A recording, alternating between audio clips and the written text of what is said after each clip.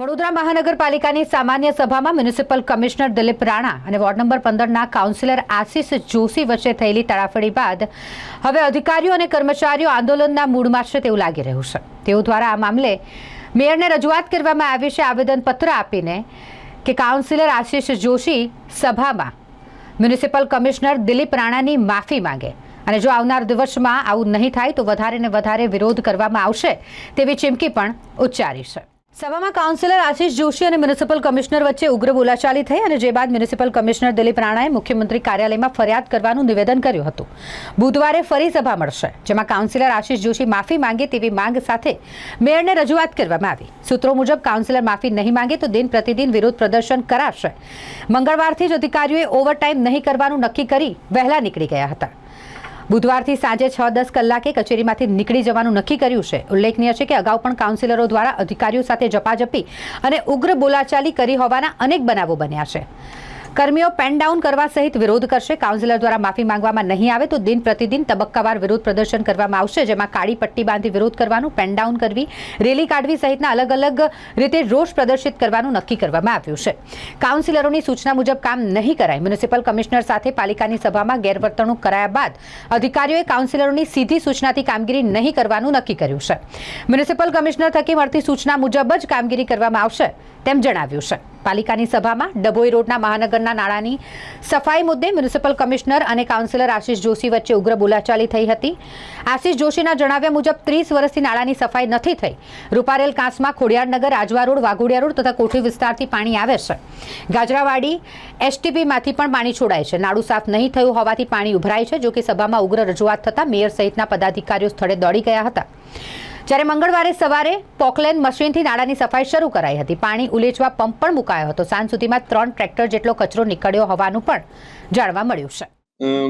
તારીખ 24ના રોજ વડોદરા મહાનગરપાલિકાની સામાન્ય સભામાં કાઉન્સિલર દ્વારા માનનીય કમિશનર સાહેબની માન મર્યાદા ન જળવાય તે રીતનું અપમાનિતજનક વર્તન કરવાની બાબતો સામે આવી હતી।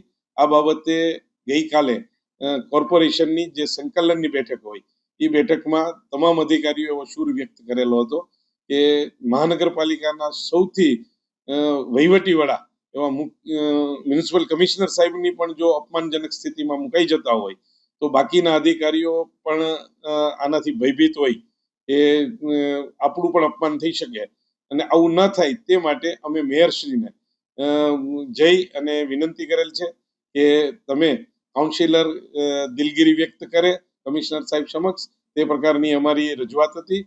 અને ખાસ કરીને આવા સંજોગોમાં જ્યારે ચૂંટાયેલી પાંખ હોય એમનો કામ કરાવવા માટે એ લોકો પ્રજા વચ્ચે હોય છે તે બાબત પણ અમને સ્વીકૃત છે અને અમારે એ બાબત અમે પણ પ્રજા માટે જ કામ કરવા રહીએ છીએ। કામ ન કરવાનો કોઈ એટીટ્યુડ નથી, પરંતુ સ્વમાનના ભોગે જ્યારે ઉચ્ચ અધિકારીઓ પણ અપમાનનો ભોગ બને તો તે ભવિષ્યમાં ઘટના ન માને તે માટે અમે મેયરને વાત કરી છે કે આજની સામાન્ય સભામાં જો કાઉન્સિલર દ્વારા દિલગીરી વ્યક્ત કરવામાં આવે તો આ બાબતો છે એ ન્યાય મળા સમકક્ષ ગણાશે। અધરવાઇઝ બધા અધિકારીઓ ફરીથી પોતાની રજૂઆત કરી અને શું નિર્ણય કરવો તે માટેની નક્કી નિયત કરશે।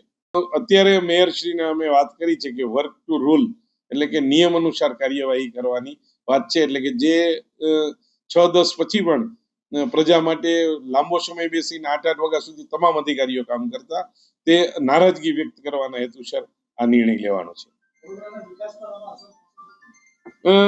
મેં પહેલા જ વાત કરી હતી કે અમે પ્રજા માટે જ બેઠેલા છીએ, પ્રજાના કામ કરવા એ અમારી ફરજ છે, પરંતુ સોમાનના ભોગે નહીં તે બાબતને ધ્યાનમાં રાખીને નિર્ણય લેવાશે। તે હજી કોઈ નિયત કરવામાં આવેલ નથી। ભેગા થઈ અને જે નિર્ણય લેશે તે પ્રમાણે કાર્યવાહી થશે।